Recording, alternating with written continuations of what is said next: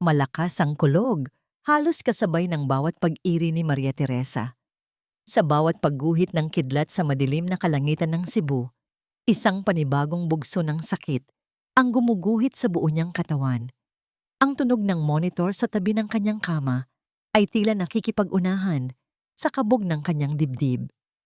Sa gitna ng unos sa labas at sa loob ng kanyang sinapupunan, isang kamay ang hinahanap niya, ang kamay ng kanyang asawa, ang kamay na dapat sana'y mahigpit na nakahawak sa kanya, nagbibigay lakas. Bumukas ang pinto ng delivery room. Pumasok si Dr. Adrian Salvador. Tuwid na tuwid ang tindig sa kanyang malinis na unipormeng pangmilitar. Walang bakas ng pag-aalala sa kanyang mukha. Walang bahid ng putik ang kanyang sapatos sa kabila ng malakas na ulan sa labas. Tila hindi siya apektado ng bagyong nagaganap. Hindi ang kamay niya ang inilahad nito kay Isa. Sa halip, isang folder na puti ang marahan nitong ipinatong sa mesang katabi ng kanyang hinihigaan. Ang lamig ng kilos nito ay higit pa sa lamig na dala ng aircon sa silid. Adrian? Halos pabulong na tanong ni Isa. Ang kanyang boses ay pagod at nanginginig. Anong yan? Hindi siya sinagot nito. Binuksan lang nito ang folder at inilabas ang isang dokumento. Divorce papers. Pirmahan mo to, Teresa, sabi ni Adrian. Ang kanyang boses ay kasing lamig at kasing talim ng isang scalpel. Walang emosyon, walang pag-aalinlangan. Napatitig si Isa sa papel, pagkatapos ay sa mukha ng lalaking pinakasalan niya. Ang lalaking ama ng dinadala niya. Nagbibiro ka ba? Hirap niyang sabi sa pagitan ng isang paghilab. Adrian, manganganak na ako. Alam ko, sagot nito, at sa unang pagkakataon ay tumingin ito ng diretso sa kanyang mga mata. Ngunit walang pagmamahal doon, puro kalkulasyon. At yan mismo ang dahilan. Isang pagkakamali ang lahat ng ito, Teresa. Ang batang yan, ang pagsasama natin, sisirain nito ang kinabukasang pinaghirapan ko. Bawat salita ay isang suntok sa sikmura. Mas masakit pa sa nararamdaman niyang paghihilab. Ang kinabukasan, ang pangarap nitong maging pinakabatang general sa Medical Corps. Iyon pala ang mas mahalaga. Sila ng anak niya ay isang pagkakamali lamang. Sa sandaling iyon, tumigil ang pag-agos ng kanyang mga luha. Isang kakaibang kapayapaan ang pumalit sa sakit na nararamdaman niya. Isang kapayapaang nakakakilabot. Hindi niya kailangan ng ganitong klaseng gulo habang isisilang niya ang kanyang anak. Hindi karapat-dapat ang kanyang anak na isilang sa isang mundong puno ng sigawan at pait. Dahan-dahan, inabot niya ang ballpen na inilapag ni Adrian.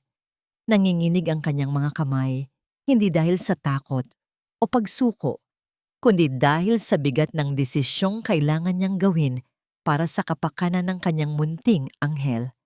Inalalayan siya ng isang nurse para makaupo ng bahagya. Bawat galaw ay isang pasakit. Ngunit tiniis niya.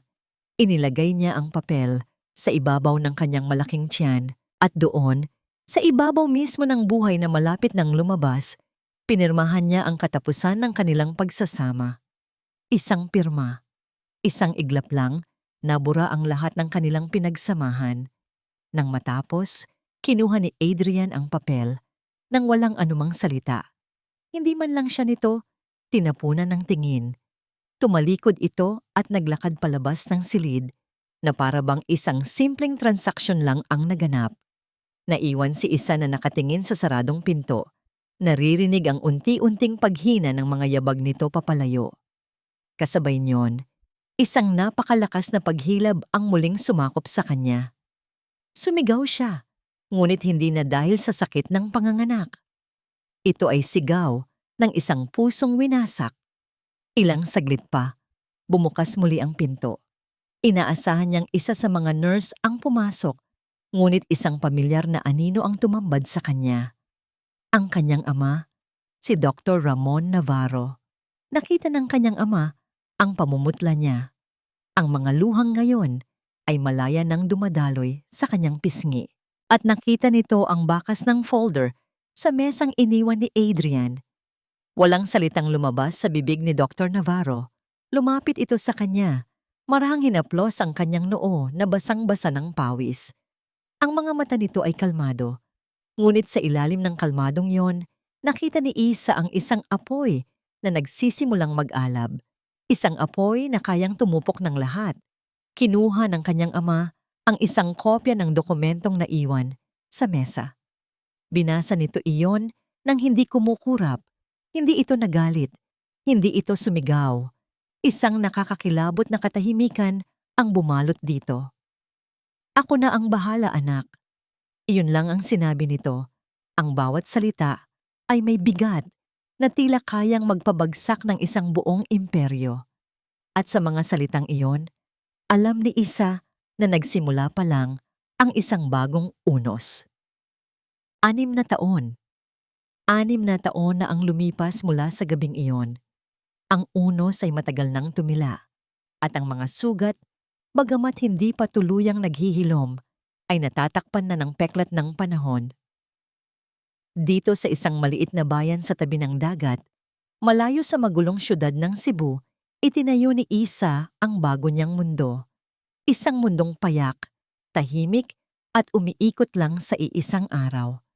Ang kanyang anak na si Migo.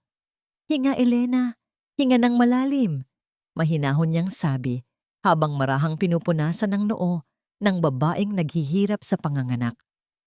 "Kaya mo yan. Kasama mo ako." Ang maliit na health center ng bayan ang naging kanlungan niya. Dito, hindi siya si Maria Teresa Navarro, anak ng respetadong Dr. Ramon Navarro.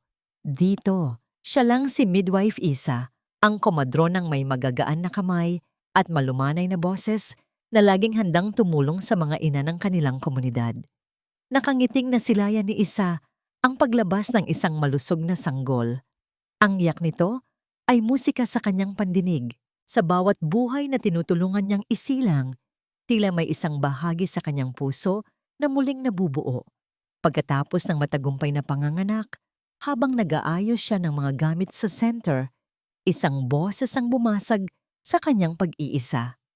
"Kailangan mo yata ng tulong dyan, Ma'am Isa." Napalingon siya. Si Luke Santos, ang bagong medical volunteer na ipinadala mula sa Maynila. Ilang linggo pa lang ito sa bayan, pero naging magaan na agad ang loob ng lahat sa kanya dahil sa kanyang kasipagan at palangiting mukha.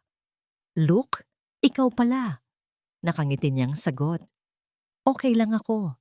Sanay na." "Hayaan niyo na po akong tumulong," sabi nito. At kinuha na ang isang kahon ng mga gamot para ayusin sa estante. "Para naman may silbi ako dito maliban sa pagtimbang ng mga bata." Nagtawa ng bahagya si Isa. "Salamat, Luke." Nagpatuloy sila sa pag-aayos sa gitna ng katahimikan. Ngunit hindi ito yung katahimikang nakakailang.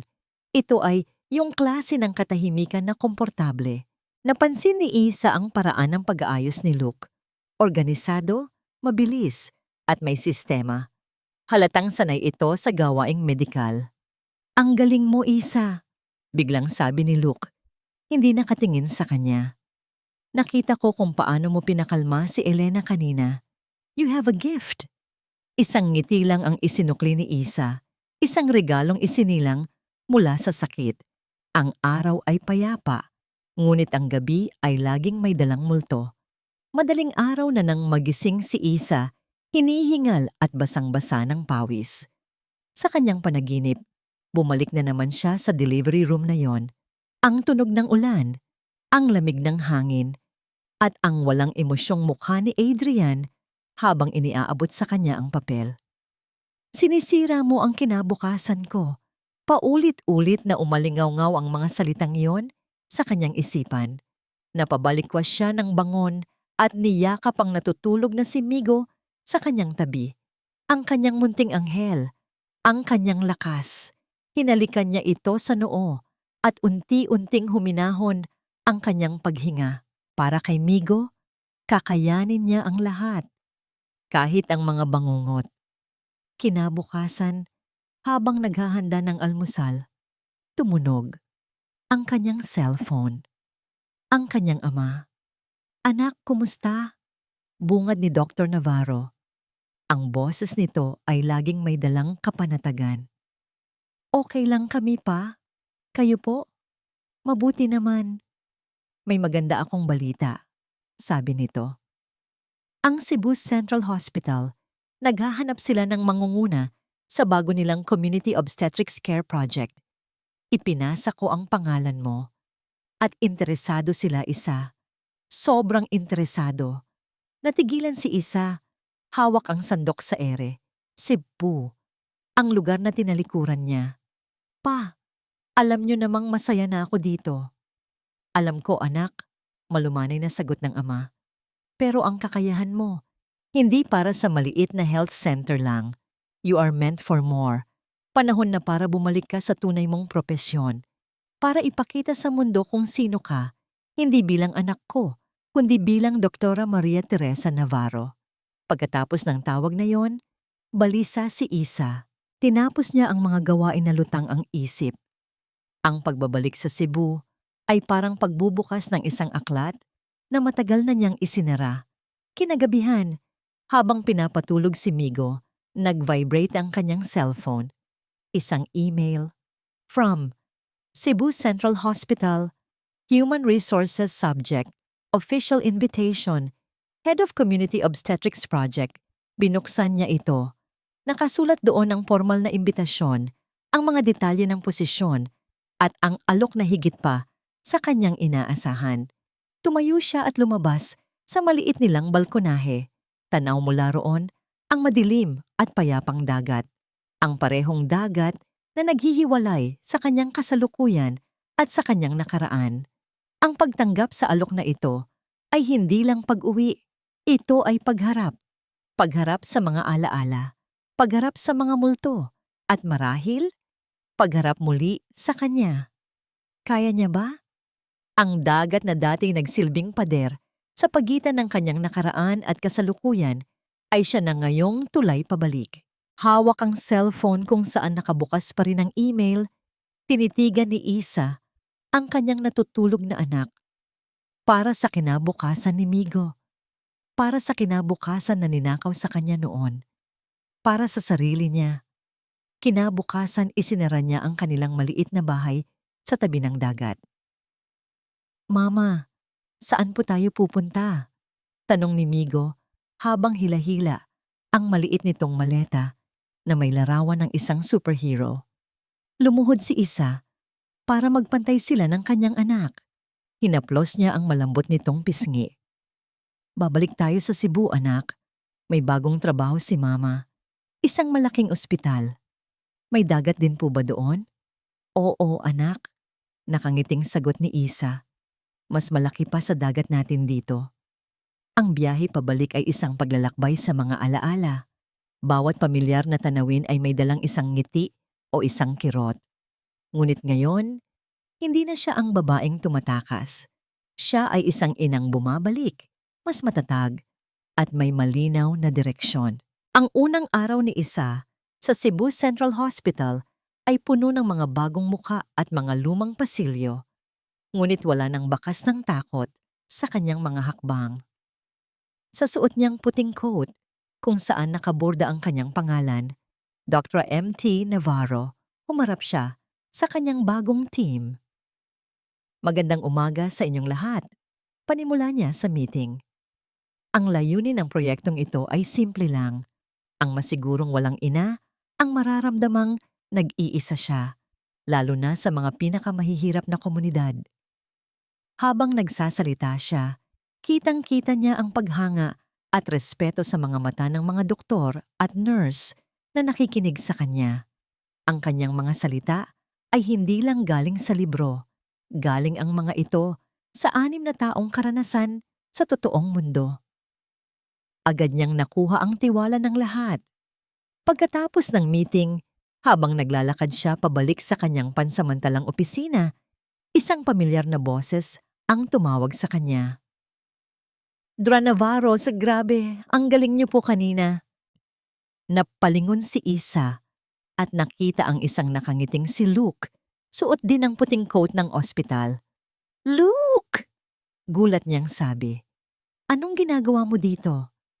"Nag-apply ako ng transfer ilang buwan na, ang nakakaraan." Paliwanag nito. "Ngayon lang naaprubahan? Mukhang tayo pa yata ang magkakasama sa proyektong ito." Isang ngiti ng ginhawa ang gumuhit sa labi ni Isa. Sa gitna ng lahat ng pagbabago, masarap sa pakiramdam na may isang kakilala siyang kasama. Makalipas ang ilang araw, habang abala si Isa sa pag-aaral ng mga datos, kinailangan niyang pumunta sa record section sa basement ng ospital para kumuha ng mga lumang case files. Habang naglalakad siya sa isang mahabang pasilyo, natanaw niya ang isang eksena malapit sa pinto ng opisina ng hospital director. Isang lalaki, gusot ang suot na polo shirt, manipis ang buhok, at may desperasyon sa mukha.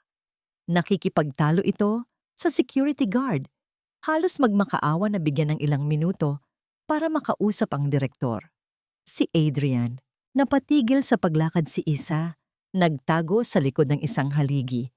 Hindi siya makapaniwala sa nakikita niya.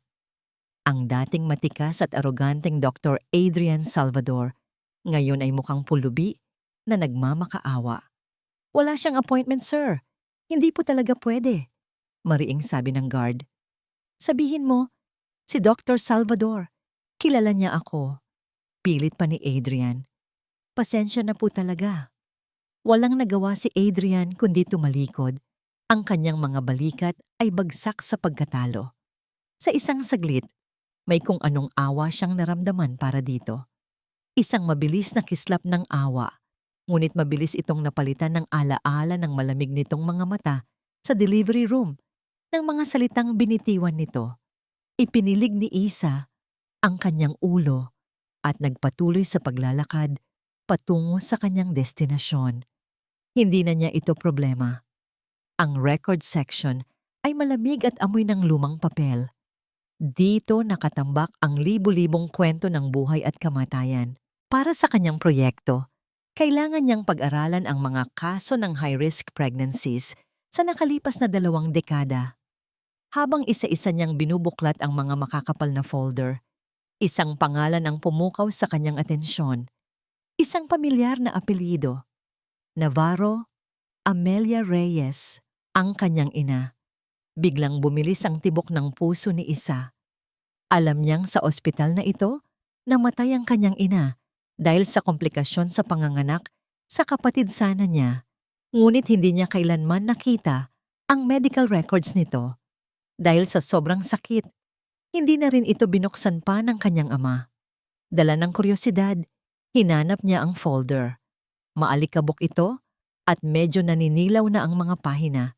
Dahan-dahan niya itong binuksan. Binasa niya ang diagnosis, ang mga notes ng mga nurse, ang mga gamot na ibinigay.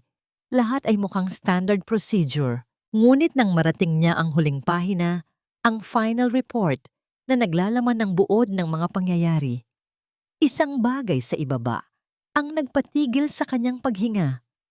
Sa ilalim ng pirma ng attending physician, may isa pang pirma, ang pirma ng medical intern na siyang unang nag-asikaso at nagtala ng mga vital signs ng pasyente. Isang pamilyar na sulat kamay. Isang mabilis ngunit aroganteng pirma na hinding-hindi niya malilimutan.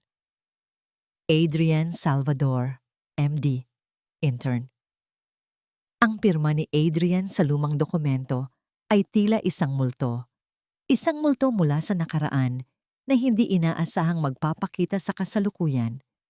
Biglang nanlamig ang mga kamay ni Isa.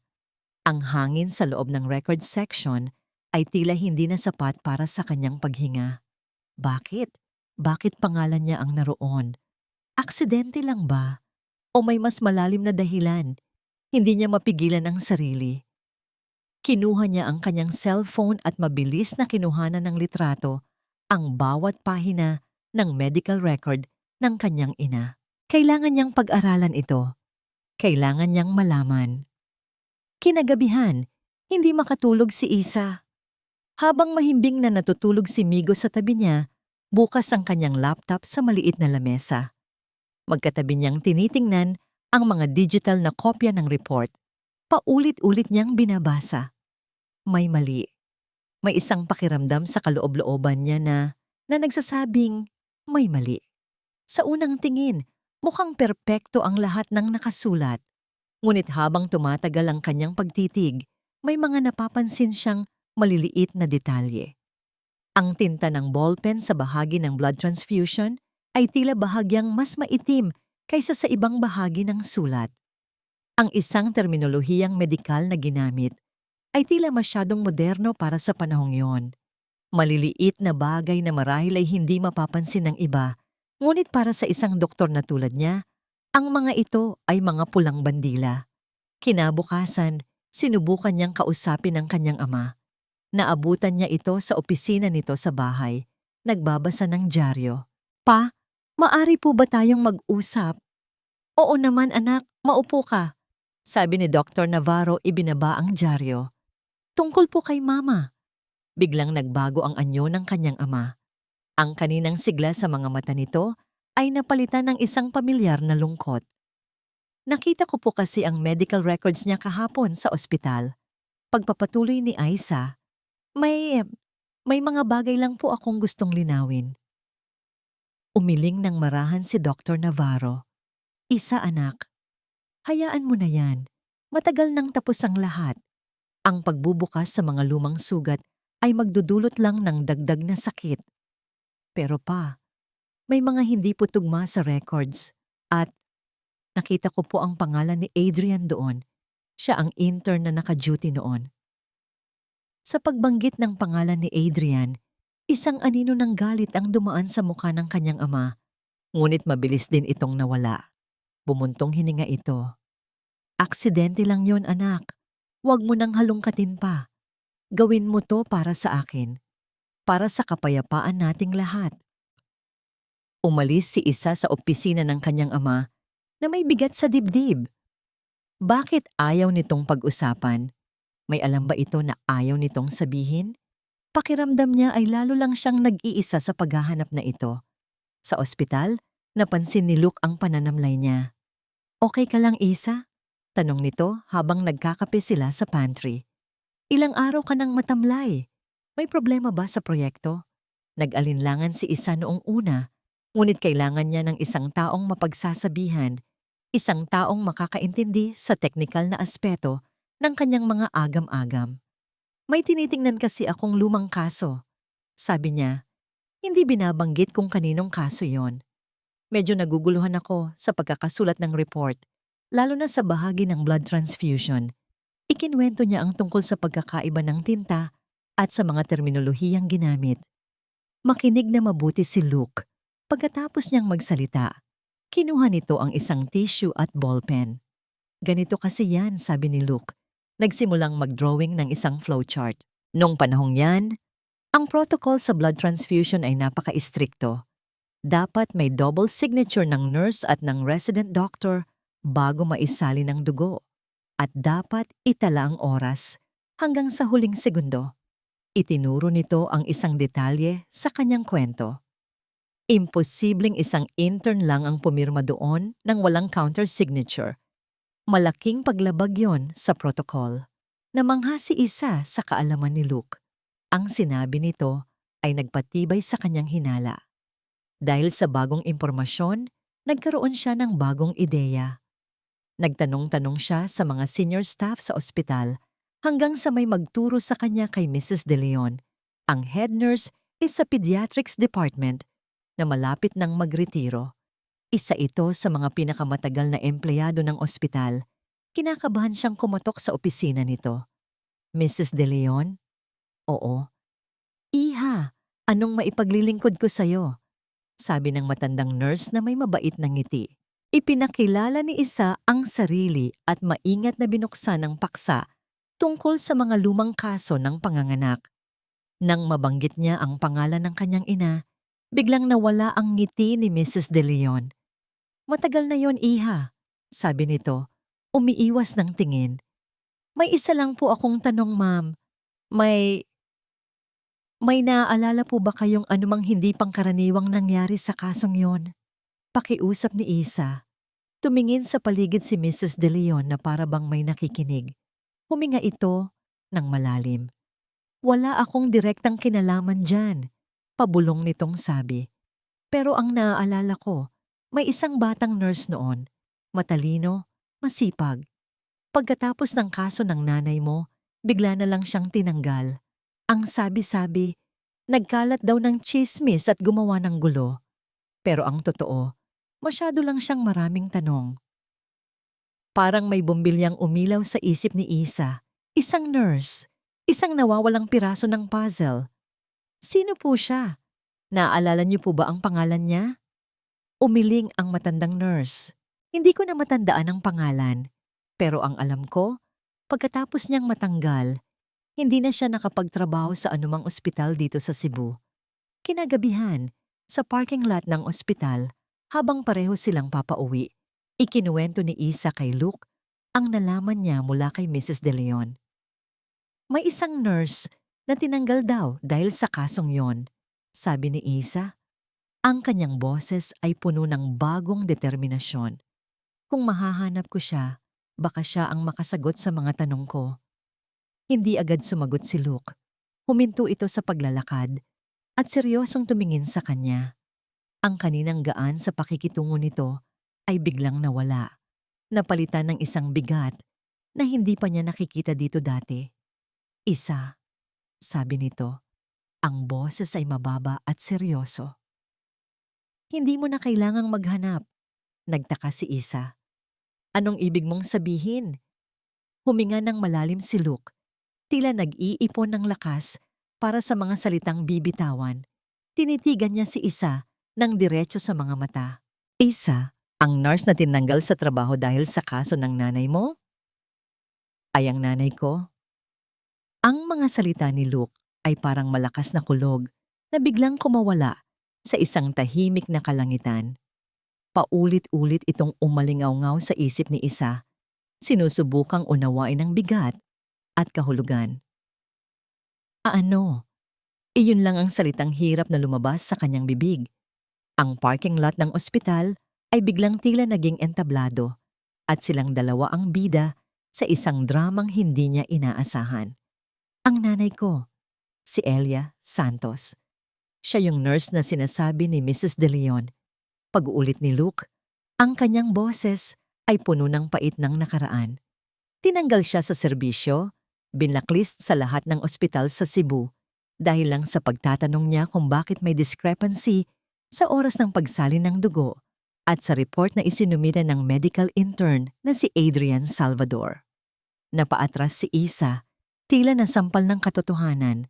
Lahat ng piraso ng puzzle ay biglang nagkabit-kabit sa isang nakakagulat na larawan. Ang pagiging volunteer ni Luke sa probinsya kung nasaan siya. Ang paglipat nito sa Cebu Central Hospital. Ang pambihirang kaalaman nito sa mga lumang protocol. Hindi yun mga aksidente. Lahat ay may dahilan. Kaya ka lumapit sa akin? Tanong ni Isa. Ang kanyang boses ay may bahid ng pagdududa at sakit.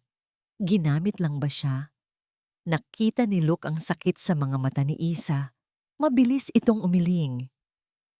Noong una pag-amin nito, ang kanyang mga mata ay puno ng sinseridad. Nang malaman kong bumalik ka sa Cebu, nakita ko yon bilang isang pagkakataon. Isang paraan para mabuksan muli ang kaso at malinis ang pangalan ng nanay ko. Pero Isa, maniwala ka sa akin. Sa mga linggo at buwan na nakasama kita, hindi na lang yon ang dahilan. Nakilala kita bilang si Isa, ang matapang na ina ni Migo, ang magaling at dedikadong komadrona, ang taong natigilan ito, tila nag-aalangan na ituloy ang sasabihin, na ng taong hinahangaan ko. Natahimik si Isa. Ang galit at pagdududa ay dahan-dahang napalitan ng isang mas malalim na emosyon. Hindi siya nag-iisa. Ang bigat na pinapasan niya ay may karamay pala. Ang laban na akala niya ay para sa kanya lang, ay laban din pala ng ibang tao. Ikwento mo sa akin ang lahat. Sabi niya, ang kanyang boses ay mahina, ngunit matatag na. Pumunta sila sa isang maliit at tahimik na kapihan malayo sa ospital. Doon, sa ilalim ng malamlam na ilaw, ikinuwento ni Luke ang lahat. Ang kwento ng kanyang ina, kung paano ito nagsumikap para maging isang nurse, kung paano nito nakita ang mali sa medical chart, at kung paano ito tinakot at pinagbantaan na manahimik. Ikinuwento niya ang hirap na dinanas ng kanilang pamilya, ang kahihiyang ipinukol sa kanila, at ang unti-unting pagkakasakit ng kanyang ina dahil sa stress at depression. Ilang taon kong pinapanood si Mama na unti-unting nawawalan ng buhay dahil sa isang kasalanang hindi niya ginawa. Sabi ni Luke, nangingilid ang luha sa kanyang mga mata. Ipinangako ko sa sarili ko, balang araw, ibibigay ko sa kanya ang hustisyang matagal nang ipinagkait sa kanya. Habang nakikinig, ang puso ni Isa ay napuno ng awa at paghanga kay Luke. Ang lalaking nasa harap niya ay hindi lang isang mabait na katrabaho. Isa itong anak na lumalaban para sa kanyang ina, katulad niya. Magkasama tayo dito, Luke, sabi ni Isa, at sa unang pagkakataon, inabot niya at hinawakan ang kamay nito na nakapatong sa mesa. Lalaban tayo, para sa nanay mo at para sa nanay ko. Ang hawak na yon ay isang sumpaan, isang kasunduan na pinagtibay ng kanilang parehong sakit at iisang layunin. Kinabukasan, may bago ng apoy sa mga mata ni Isa. Hindi na ito laban na puno ng pag-aalinlangan. Isa na itong krusada. May mga naitago si Mama, sabi ni Luke. Mga kopya ng orihinal na chart bago ito pinalitan, ngunit hindi sapat ang mga yon. Kailangan natin ng mas matibay na ebidensya. Naisip ni Isa ang sinabi ni Luke noon tungkol sa protocol. Ang doktor na pumirma sa pinalitan na chart, ang superior ni Adrian noon, siya ang susi. Nagsimula silang mag-imbestiga sa tulong ng koneksyon ni Dr. Navarro na napilitan ng kumilos ng malaman ang buong kwento mula kay Isa. Nalaman nila ang pangalan ng doktor, Dr. Ricardo Vargas, at sa kanilang pagkabigla, si Dr. Vargas ay hindi isang ordinaryong doktor. Siya na ngayon ang chairman ng City Medical Ethics Committee, ang mismong komite na dapat mag-imbestiga sa mga kasong tulad nito. Isang bitag, sabi ni Isa. Paano natin siya lalabanan kung hawak niya ang buong kapangyarihan? Hindi natin siya lalabanan ng harapan, sagot ni Luke. Hahanapin natin ang kahinaan niya, ang kanilang destinasyon, ang bahay ng mga santos. Doon, sinalubong sila ng isang babaeng nakaupo sa wheelchair. Maputla, ngunit may bakas pa rin ng talino sa kanyang mga mata. Si Aling Elia. Nang makita ni Aling Elia si Isa, ngumiti ito ng malungkot. Kamukhang kamukha mo ang iyong ina. Inilabas ni Aling Elia ang isang maliit at lumang baul. Sa loob nito ay isang maliit na notebook, ang kanyang personal na talaarawan bilang isang nurse. Hindi ko ito ipinakita kahit kanino. Sabi niya, ang kanyang boses ay mahina. Natakot ako, pero gabi-gabi, isinulat ko ang lahat ng nangyari, bawat detalye. Binuklat ni Isa at Luke ang kwaderno. Nakasulat doon, sa malinis na sulat kamay ang lahat. Ang totoong oras ng pagdating ng pasyente, ang biglaang pagbaba ng blood pressure, ang pagtawag niya kay Dr. Vargas na hindi sumasagot dahil nasa isang importanteng dinner meeting, at ang utos nito sa intern na si Adrian na gawa ng paraan. Ang report para magmukhang ginawa nila ang lahat. At sa isang pahina, may isang entry na nagpatigil sa kanilang paghinga. October 12, nakita ko si Dr. Vargas sa parking lot. May kasama siyang kinatawan mula sa isang malaking pharmaceutical company. May inabot itong makapal na sobre. Narinig ko ang pangalan ng gamot na ibinibigay nila kay Mrs. Navarro. Isang experimental drug para sa pagpigil ng pagdurugo. Hindi ito aprobado. Ito na. Ito na ang ebidensyang kailangan nila. Hindi lang ito medical negligence, ito ay isang krimen. Kailangan nating dalhin ito sa komite, sabi ni Isa, nanginginig sa halong emosyon. Hindi, sabi ni Luke. Ang kanyang mga mata ay nakatutok sa isang mas malaking plano. Kung dadalhin natin ito sa komite, kokontrolin lang ni Vargas ang investigasyon. Itatago niya ito. Kailangan nating isakdal siya sa isang lugar na hindi niya kayang kontrolin. Tumingin si Isa kay Luke at sa mga mata nito, nakita niya ang isang mapanganib ngunit napakatalinong ideya. Gagamitin nila ang sariling sandata ni Vargas laban dito, ang media. Ngunit bago pa man sila makakilos, isang mas mabilis at mas tusong kalaban ang gumalaw na sa dilim. Ang inuupahang apartment ni Adrian Salvador ay maliit, madilim, at amoy desperasyon. Malayo sa malawak at modernong bahay na tinitirhan niya noon, ang mga dingding na dati puno ng mga pleke ng pagkilala ay ngayoy blanko. Maliban sa mga bakas ng alikabok kung saan dating nakasabit ang mga ito. 6 na taon. 6 na taon ng unti-unting pagguho. Mula nang gamitin ni Dr. Ramon Navarro ang kanyang impluensya para ilabas ang mga ethical misconduct ni Adrian, mga maliliit na kaso ng pag-prioritize sa mga mayayamang pasyente, pagtanggap ng regalo mula sa mga pharmaceutical company, gumuho ang kanyang mundo.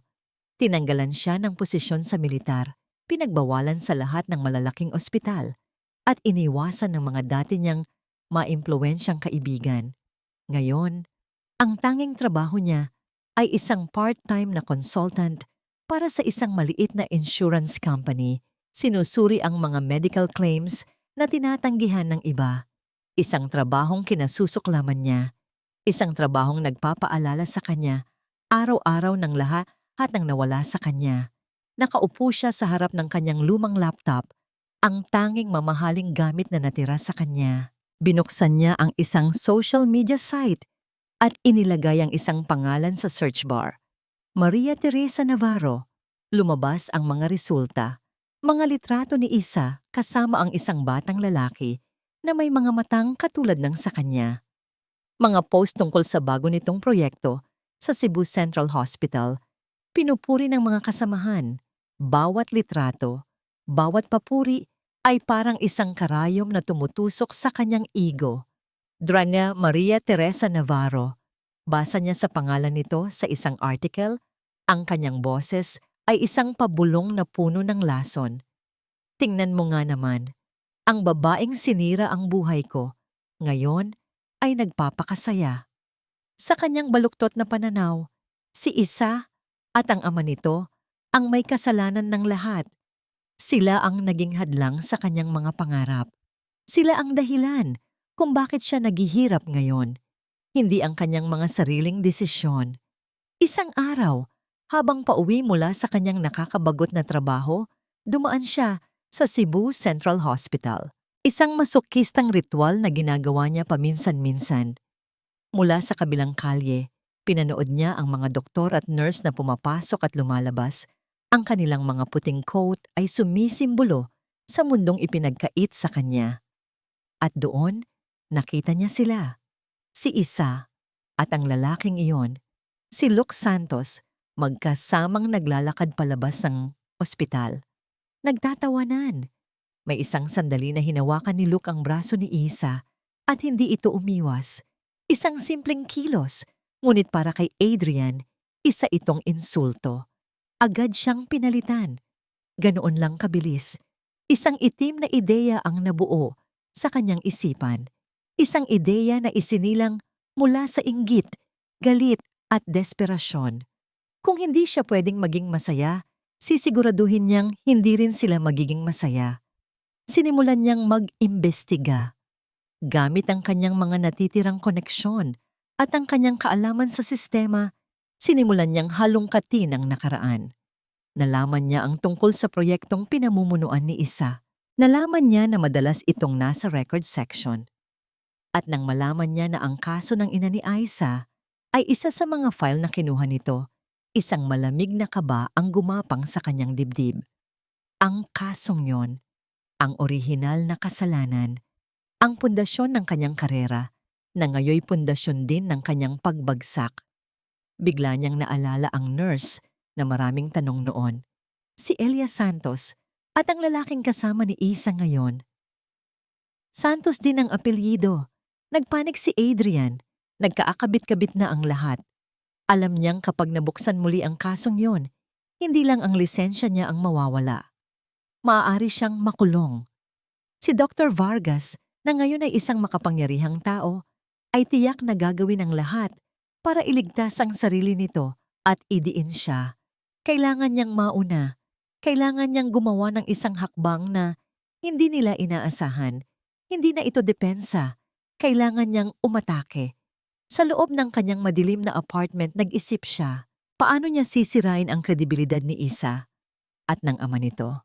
Kailangan niya ng isang kasinungalingan na may bahid ng katotohanan para maging kapani-paniwala.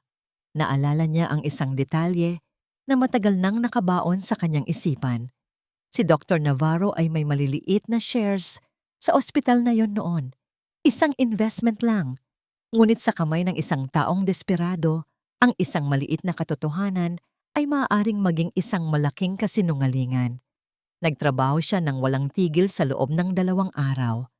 Gamit ang kanyang kaalaman sa pagpeke ng mga dokumento. Isang kakayahan na natutunan niya mula mismo kay Dr. Vargas. Gumawa siya ng mga pekeng bank transfer slips, mga pekeng email, isang buong naratibo ng kasinungalingan na nagtuturo sa iisang direksyon, na si Dr. Ramon Navarro ang siyang nagbayad sa ospital para pagtakpan ang pagkamatay ng sarili nitong asawa, para maprotektahan ang reputasyon ng ospital kung saan siya ay isang investor. Ang huling piraso ng kanyang plano ay ang paghahanap ng tamang taong magkakalat ng kwento. Naalala niya ang isang reporter, si Benji Castro, isang reporter na walang pakialam sa etika basta't may exclusive at controversial na kwento. Nagkita sila sa isang maruming bar. "May ibibigay ako sa'yo, Benji. Isang kwento na magpapasikat sa'yo," sabi ni Adrian. Itinulak ang isang brown envelope sa ibabaw ng mesa. Ang kwento sa likod ng pinakarespetadong pamilya ng mga doktor dito sa Cebu. Binuksan ng reporter ang envelope. Habang binabasa nito ang mga pekeng dokumento, unti-unting lumaki ang kanyang mga mata. Ito na. Ito ang big break na hinihintay niya. "At ano ang makukuha mo dito?" tanong ni Benji, puno ng pagdududa. "Hustisya," sagot ni Adrian. Isang mapait na ngiti ang gumuhit sa kanyang mga labi. "At ang pagkakataong makabalik sa propesyon na ninakaw sa akin ng mga taong yan." Nang gabing iyon, bago matulog, binuksan ni Adrian ang kanyang email. May isang huling hakbang siyang kailangang gawin. Isang hakbang na magsisilbing mitya sa apoy na kanyang sinindihan. Gumawa siya ng isang anonymous email account. Ipinadala niya ang buod ng kanyang kasinungalingan, kasama ang ilang piling pekeng dokumento, sa buong board of directors ng Cebu Central Hospital, sa ilang kilalang personalidad sa medical community, at sa news desk ng istasyon ni Benji Castro. Ang subject ng email, ang katotohanan sa likod ni Dr. Ramon Navarro at ang kaso ng kamatayang pinagtakpan. Pinindot niya ang send. Humiga siya sa kanyang kama at sa unang pagkakataon sa loob ng maraming taon, isang ngiti ang sumilay sa kanyang mga labi habang nakatingin sa madilim na kisame. Ang kananin, ang ngiti ng isang taong wala nang mawawala pa at handang isama ang lahat sa kanyang pagbagsak. Ang umaga ay nagsimula sa isang pag-asa. Hawak ni Isa at Luke ang kwaderno ni Aling Elia, ang kanilang pinakamalakas na ebidensya. Ang plano ay simple ngunit mapanganib. I-leak ang impormasyon sa isang respetadong mamamahayag na kilala sa kanyang integridad, kasabay ng pag-file ng isang formal na reklamo sa National Bureau of Investigation para maiwasan ang komite ni Dr. Vargas. Handa na silang isagawa ang unang hakbang, ngunit huli na sila. Ang apoy na sinindihan ni Adrian ay kumalat na habang sila'y natutulog. "Isa, buksan mo ang TV mo. Dali!" Ang boses ng kanyang ama sa kabilang linya ay hindi kalmado. Ito ay puno ng pag-aalala na hindi pa naririnig ni Isa dati. Mabilis na binuksan ni Isa ang telebisyon. Ang mukha ni Benji Castro, ang reporter na binayaran ni Adrian, ang bumungad sa kanya, nag-uulat sa harap ng Cebu Central Hospital at sa ibaba ng screen, isang headline na parang banyerang gawa sa lason. Iginagalang na doktor, sangkot sa pagtatakip ng malpractice na kumitil sa buhay ng sariling asawa. Nabitawan ni Isa ang kanyang cellphone. Ang kanyang mga tuhod ay nanghina. Ang mga salita ay tumagos sa kanya na parang mga bala. Sa report, ipinakita ni Benji Castro ang mga pekeng dokumento na ginawa ni Adrian, ang mga pekeng bank transfer, ang mga email. Isinalaysay niya ang isang perpektong kasinungalingan na si Dr. Ramon Navarro para protektahan ang kanyang investment at reputasyon ng ospital ay nagbayad para patahimikin ang lahat at na ang biglaang pag-alis ng isang walang kwentang nurse ay bahagi ng cover-up. At bilang pangwakas, ipinakita niya ang larawan ni Adrian. Ang lahat ng ito ay nabunyag dahil sa isang matapang na doktor, si Dr. Adrian Salvador, sabi ni Benji sa TV. Isang biktima ng kapangyarihan ng mga Navarro na tinanggalan ng magandang kinabukasan dahil sa pag-alam niya sa katotohanan. Ang buong mundo ni Isa ay gumuho sa isang iglap. Ang kanilang sandata, ang katotohanan, ay ninakaw at binaluktot para maging sandata laban sa kanila. Ang kanyang ama, isang taong inilaan ng buong buhay sa pagiging isang marangal na doktor, ngayon ay ipinipinta bilang isang halimaw. Hindi nagtagal, sunod-sunod na tumunog ang kanyang cellphone. Mga tawag mula sa mga kamag-anak, mga kaibigan, at mula sa ospital. Sa isang iglap, ang pangalang Navarro ay naging simbolo ng iskandalo. Pumunta siya agad sa bahay ng kanyang ama. Naabutan niya itong nakaupo sa kanyang silya sa opisina, nakatingin sa malayo.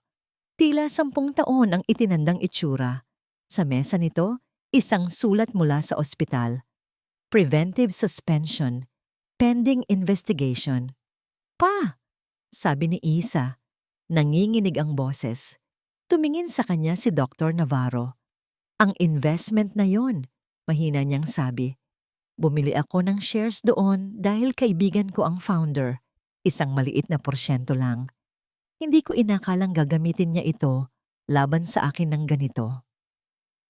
May isang detalye sa kwento ni Adrian na totoo at iyon ang ginamit nito para gawing kapani-paniwala ang lahat ng kasinungalingan. Dumating si Luke, ang kanyang mukha ay puno ng galit at pag-aalala. Nakita ko na, sabi niya. Isa itong perpektong demolition job. Dumating din ang abogado ng pamilya Navarro. Ang payo nito ay malinaw at masakit pakinggan. Kailangan nating manahimik sa ngayon, Dr. Isa, sabi ng abogado. Anumang sasabihin ninyo ngayon ay magmumukha lang na pagtatanggol sa inyong ama. Anumang ebidensya na ilalabas ninyo laban kay Dr. Salvador ay ituturing na isang personal na paghihiganti ng isang bitter na ex-wife. Ginamit niya ang nakaraan ninyo laban sa inyo. We are trapped. Ang bawat salita ng abogado ay isang pako na ipinupukpok sa kabaong ng kanilang pag-asa. Tama ito. Kung ilalabas nila ngayon ang kwento tungkol sa ina ni Luke, sasabihin ng publiko na gawa-gawa lang nila ito para makaganti. Sila ang magmumukhang masama. Inunahan sila ni Adrian. At sa giyera ng opinyon ng publiko, kung sino ang unang bumanat ang siyang pinaniniwalaan. Naramdaman ni Isa ang isang matinding kawalan ng pag-asa. Ang laban na ito ay hindi na lang tungkol sa paghahanap ng hustisya para sa kanilang mga ina. Naging isang maruming circus na ito sa media at sila ang mga payasong pinagtatawanan. Ang pagtatanggol sa kanyang ama ay maaaring lalo lang magdiin dito. Ang pananahimik naman ay parang pag-amin sa kasalanan. Wala silang laban. Nang gabing iyon, umuwi si Isa sa kanyang apartment na tila isang zombie. Binuksan niya ang pinto at nadatnan si Migo na masayang naglalaro sa sahig. Mama, Look, I built a tall tower. Masayang sabi ng bata. Ngumiti si Isa, isang pilit na ngiti. Lumuhod siya at niyakap ng mahigpit ang kanyang anak. Sa yakap na yon, bumuhos ang lahat ng luhang pinigilan niya buong araw. Umiyak siya ng walang tunog. Ang kanyang muka ay nakasubsob sa buhok ng kanyang anak. Nawala na ang lahat. Ang pangalan ng kanyang ama, ang hustisya para sa kanyang ina. Ang kapayapaan na sinubukan niyang buuin sa loob ng 6 na taon, biglang nag-vibrate ang kanyang cellphone sa kanyang bulsa. Isang text message mula sa isang numerong hindi rehistrado. Binuksan niya ito. Ngayon alam mo na, ang pakiramdam na mawalan ng lahat, Teresa? Ang malamig na mga salita ni Adrian ay ang huling patak na nagpaapaw sa kanyang pagtitiis. Napayuko siya. Hawak ang cellphone, ang buong katawan ay nanginginig hindi sa galit, kundi sa isang matinding pakiramdam ng pagkatalo. Talo na siya. Ang gabi pagkatapos ng bagyo ay laging pinakatahimik at pinakamadilim. Ganoon ang pakiramdam ni Isa sa loob ng sumunod na 2 araw. Nagkulong lang siya sa apartment kasama si Migo. Pinatay niya ang TV, hindi sinasagot ang mga tawag, at umiwas sa pagbabasa ng balita online.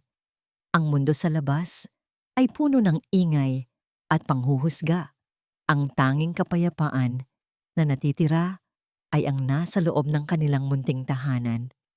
Inilaan niya ang kanyang oras kay Migo, tinutulungan ito sa mga assignment, naglalaro sila ng mga laruan nito. Sa mga simpleng sandaling iyon, sinusubukan niyang takasan ang bigat ng katotohanan. Ngunit sa bawat pagtawa ng kanyang anak, may kirot siyang nararamdaman. Anong klaseng mundo ang ibibigay niya sa batang ito kung ang sarili niyang pamilya ay nababalot ng kasinungalingan?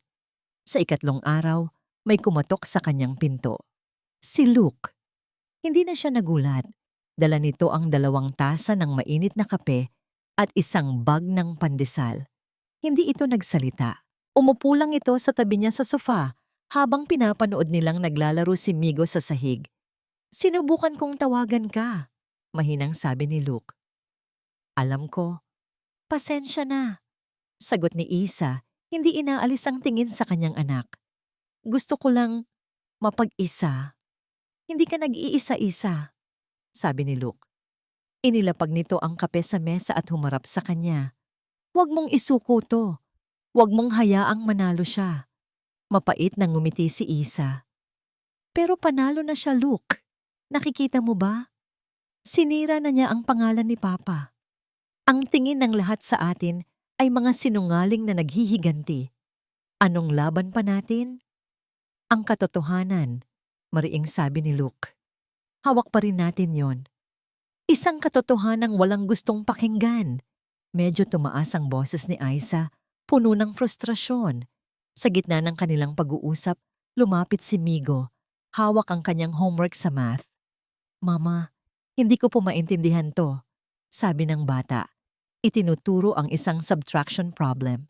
Sabi po ng teacher ko, I have to check my work by working backwards. Paano po yon? Napatingin si Isa sa papel. Isang simpleng tanong mula sa isang bata. Ngunit sa isip niya, ang mga salitang, check my work by working backwards, ay biglang nagkaroon ng ibang kahulugan. Isang ideya. Isang maliit na kislap ng liwanag sa gitna ng kadiliman. Napatingin siya kay Luke.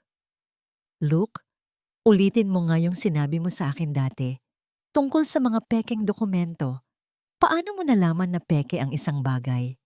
Nagtaka si Luke sa biglaang pagbabago ng topic, pero sumagot ito. Sinusuri mo ang mga detalye, ang mga inconsistencies, ang mga bagay na hindi nagtutugma. You don't attack the story, you attack its foundation. Hahanapin mo ang mga butas. Hahanapin mo ang mga butas. Working backwards. Biglang tumayo si Isa. Isang bagong enerhiya ang dumaloy sa kanyang katawan. Hindi na ito ang babaeng talunan kanina. Tama ka, Migo, sabi niya sa kanyang anak. Habang ginugulo ang buhok nito, minsan, para makita mo ang tamang sagot, kailangan mong tingnan ang problema mula sa ibang anggulo. Humarap siya kay Luke. Ang kanyang mga mata ay nag-aalab na muli. Hindi natin kailangang patunayan na nagsasabi tayo ng totoo. Ang kailangan lang nating gawin ay patunayan na si Adrian ang nagsisinungaling. Paano? Tanong ni Luke. Yung mga ebidensya niya. Mabilis na sabi ni Isa, naglalakad-lakad sa sala. Yung mga bank slips, yung mga email, sabi mo, perpektong demolition job.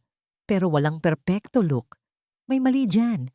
May isang maliit na pagkakamali siyang ginawa. At yun ang hahanapin natin. Ang kawalan ng pag-asa ay napalitan ng isang matinding determinasyon.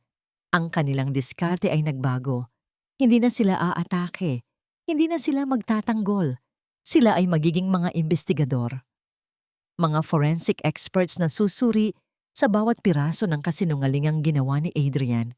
Sa tulong ng isang tech-savvy na kaibigan ni Luke, sinimulan nilang suriin ang mga digital na kopya ng mga ebidensya na ipinakita sa TV. In-analyze nila ang metadata ng mga larawan, ang format ng mga email header na na-leak, ang disenyo ng bank slip na ginamit. For hours, wala silang makita. Adrian was good. Halos perpekto ang gawa niya. Teka, sabi ni Luke. Idiniin ang kanyang mukha sa screen ng laptop. Yung logo ng bangko sa bank slip, i-zoomin mo. Nag-zoom in si Isa. Anong meron? Tanong niya. Yung font ng tagline sa ilalim ng logo. Bahagyang iba? Sabi ni Luke. Nagtrabaho ang pinsan ko sa marketing department ng bangkong yan dati. Naalala ko, nag-rebrand sila at pinalitan ng font ng tagline nila 7 taon na ang nakakaraan. Ang bank slip na to ay di umano'y mula sa petsang 15 taon na ang nakalipas. Pero ang font na ginamit sa peking to ay yung bagong font. Nagkatinginan sila ni Luke. Isang maliit, halos hindi mapapansing detalye. Pero ito na, ito ang butas. Ang unang hibla na kapag hinila nila ay magigiba ang buong tela ng kasinungalingan ni Adrian. Isang pagkakamali. Isang pagkakamali lang ang kailangan nila. Hindi pa tapos ang laban. Sa katunayan, ngayon pa lang ito magsisimula. Kinuha ni Isa ang kanyang cellphone. Sa unang pagkakataon sa loob ng 3 araw, siya naman ang tumawag. Hello, Papa? Anak, ayos ka lang? Opo, Pa, sabi ni Isa. Ang kanyang boses ay kalmado at puno ng bakal na determinasyon. Gusto ko lang sabihin na huwag kayong mag-alala. May plano na ako. Bago pa man makasagot ang kanyang ama, tinawagan niya ang kanyang susunod na tatawagan, ang numero ng opisina ng chairman ng City Medical Ethics Committee, si Dr. Ricardo Vargas.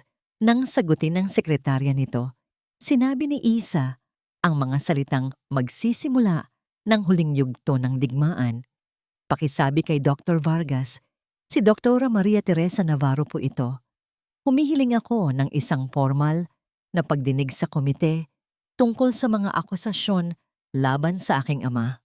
At gusto kong siguraduhin na si Dr. Adrian Salvador ay naroon din para marinig ang sasabihin ko.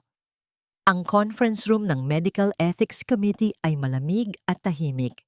Ang mahabang lamesang gawa sa mahogany ay sumasalamin sa mga seryosong mukha ng mga doktor na miyembro ng komite. Sa gitna, sa pinakaulo ng lamesa, nakaupo si Dr. Ricardo Vargas. Ang kanyang mukha ay isang maskara ng walang pinapanigang awtoridad. Sa isang panig ng lamesa, nakaupo si Adrian Salvador. Sa unang pagkakataon, sa loob ng 6 na taon, nakasuot siyang muli ng mamahaling suit. Ang kanyang buhok ay maayos na naka-slicked back. Ang kanyang mukha ay puno ng kumpiyansa, ang itsura ng isang taong sigurado sa kanyang pagkapanalo. Nginitian niya ng mapanlait si Isa. Sa kabilang panig payapang nakaupo si Isa, katabi si Luke na naroon bilang kanyang moral support. Wala siyang dalang makakapal na folder. Wala siyang kasamang abogado. Ang tanging dala niya ay isang laptop at isang maliit na sobre. Sisimulan na natin ang pagdinig na ito, sabi ni Dr. Vargas. Ang kanyang boses ay umaalingaw-ngaw sa silid. Dr. Salvador, binigyan mo kami ng mga seryosong ebidensya. Dr. Navarro, ito na ang iyong pagkakataon para sagutin ang mga akusasyon. Ngumiti si Adrian. Ito na ang hinihintay niya. Ang sandali kung saan ipapahiya niya si Isa sa harap ng buong komite. Ngunit hindi tumingin si Isa kay Dr. Vargas. Sa halip, ang kanyang mga mata ay direktang nakatutok kay Adrian. Salamat po, Mr. Chairman, mahinahon na sabi ni Isa. Ngunit hindi po ako narito para sagutin ang mga akusasyon. Narito po ako para talakayin ang ebidensya ni Dr. Salvador. Binuksan niya ang kanyang laptop at ikinonekta ito sa malaking screen sa harap. Ang unang lumabas ay ang imahe ng pekeng bank slip na ipinakalat ni Adrian. Dr. Salvador, tanong ni Isa. Ang kanyang boses ay parang isang siruhano na nagsisimula ng isang delikadong operasyon. Maari mo bang kumpirmahin sa komiteng ito na ang bank slip na ito na may petsang 15 taon na ang nakalipas ay lehitimo? Absolutely. Mayabang na sagot ni Adrian. Hawak ko ang orihinal na kopya. Kung gayon, marahil ay maipapaliwanag mo kung bakit ang font na ginamit sa tagline ng bangko sa dokumentong ito ay ipinakilala pa lang ng bangko 7 taon na ang nakakaraan. Biglang natigilan si Adrian. Ang kumpiyansa sa kanyang muka ay bahagyang nabawasan. Maliit na detalye lang yan. Marahil ay nagkamali lang ang bangko. Isang pagkakamali.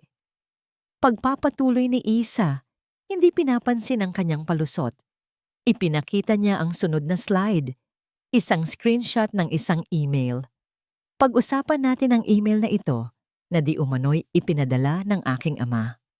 Ayon sa teknikal na pagsusuri ng IP address kung saan ito nanggaling, lumalabas na ito ay ipinadala mula sa isang public Wi-Fi network ng isang coffee shop sa downtown. 3 araw lang ang nakalipas. Nagsimulang mamawis ang noo ni Adrian. Ang mga miyembro ng komite ay nagsimulang magbulungan. Maging si Dr. Vargas ay hindi na mapakali sa kanyang upuan. Hindi ko alam ang sinasabi mo. Nagsimulang magdahilan si Adrian. Ang kanyang boses ay hindi na kasing tatag ng kanina. Hindi mo alam? Tanong ni Isa. At dito na niya inilabas ang kanyang huling alas. Kung gayon, baka ito ay alam mo. Ipinakita niya ang huling slide, isang transcript. Ito ay ang transcript ng isang phone call sa pagitan mo at ng reporter na si Benji Castro na na-record ng may pahintulot mula sa korte. Paliwanag ni Isa. Ang bawat salita niya ay mabigat at malinaw.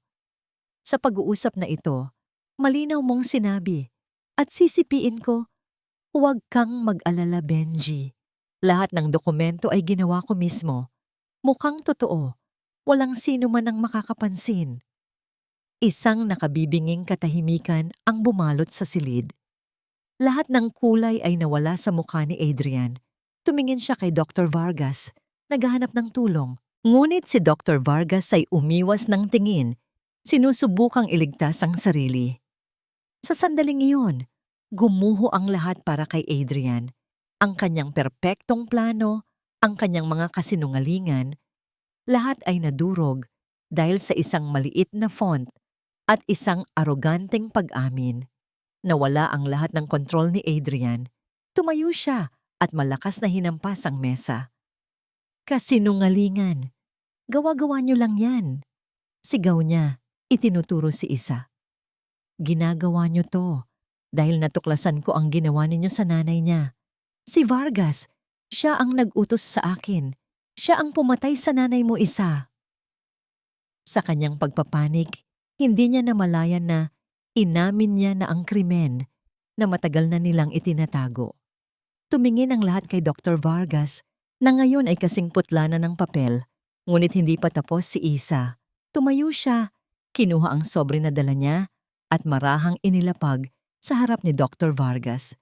Hindi ko na kailangan yan, Adrian, sabi ni Isa. Ang kanyang boses ay malungkot ngunit matatag.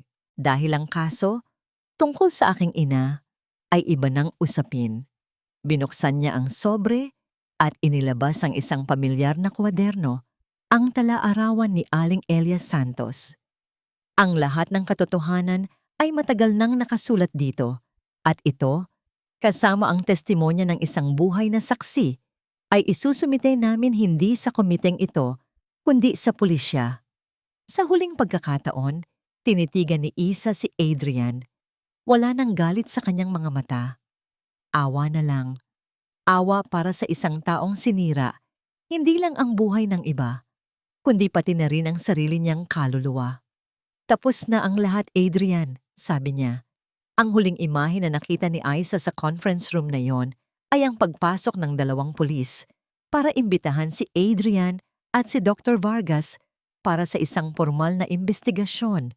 Ang dating makapangyarihang Dr. Salvador ay walang nagawa kundi magpatangay.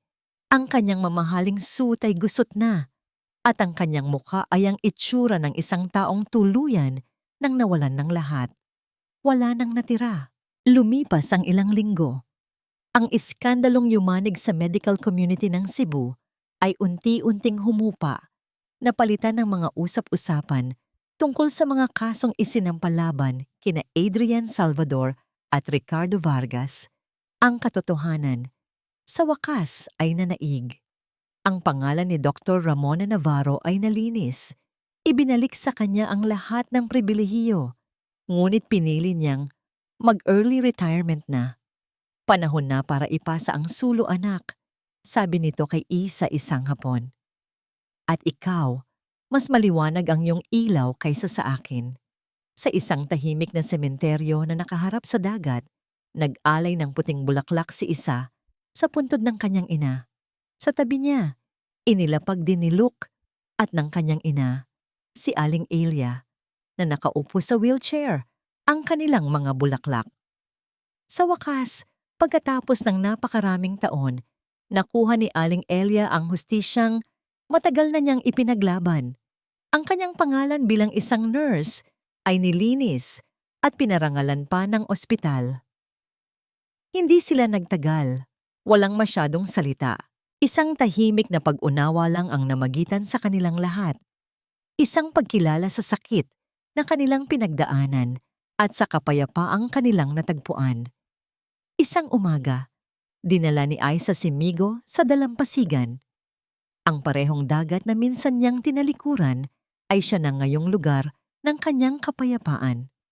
Habang masayang nagtatakbo ang kanyang anak sa buhanginan, habang hinahabol ang mga alon, naupo si Isa sa isang piraso ng driftwood. Maya-maya, naramdaman niyang may tumabi sa kanya. Si Luke. Hindi ito nagsalita. Naupo lang ito sa tabi niya. Pareho silang nakatingin sa papalapit na pagsikat ng araw. Ang katahimikan sa pagitan nila ay hindi na tulad ng dati. Puno na ito ng mga hindi sinasabi, ngunit damang-damang emosyon. Nanalo tayo, Isa, mahinang sabi ni Luke. Ngumiti si Isa. Oo, nanalo tayo. Ngunit sa kanyang isip, hindi ang pagkatalo ni Adrian ang iniisip niya. Hindi ang pagkakakulong nito o ang pagkasira ng buhay nito ang nagbigay sa kanya ng kapayapaan. Walang saya sa pagbagsak ng iba. Ang totoong tagumpay, natutunan niya, ay ang pagbangon niya.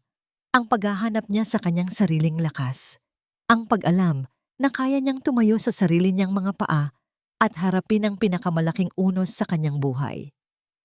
Iniisip ko, pagpapatuloy niya, na ang pinakamalaking kalaban ko sa lahat ng ito ay hindi si Adrian.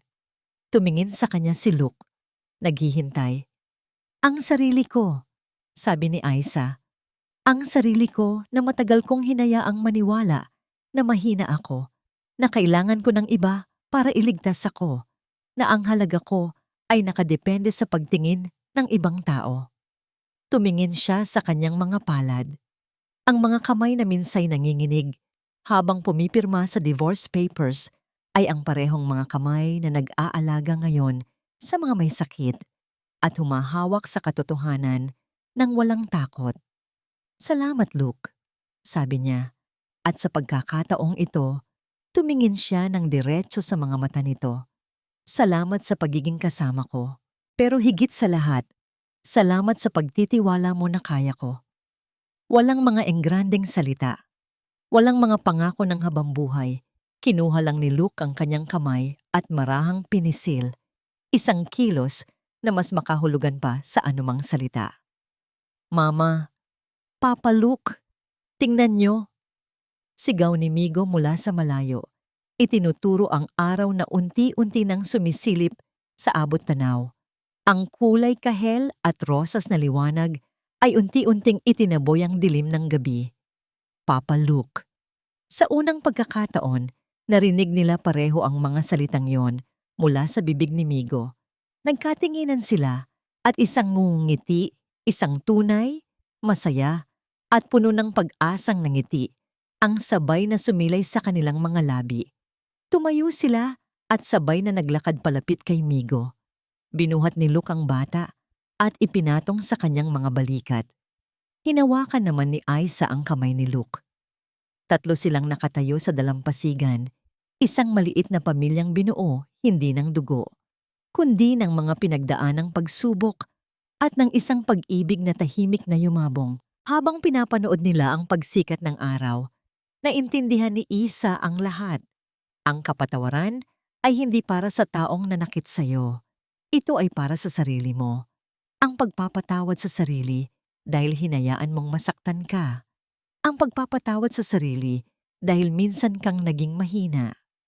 At sa pagsikat ng bagong araw, sa harap ng malawak na dagat ng Cebu, sa piling ng dalawang lalaki na bumuo muli sa kanyang mundo, nahanap ni Maria Teresa Navarro ang kanyang tunay na kapayapaan, hindi sa paghihiganti, kundi sa paghilom at sa isang bagong simula.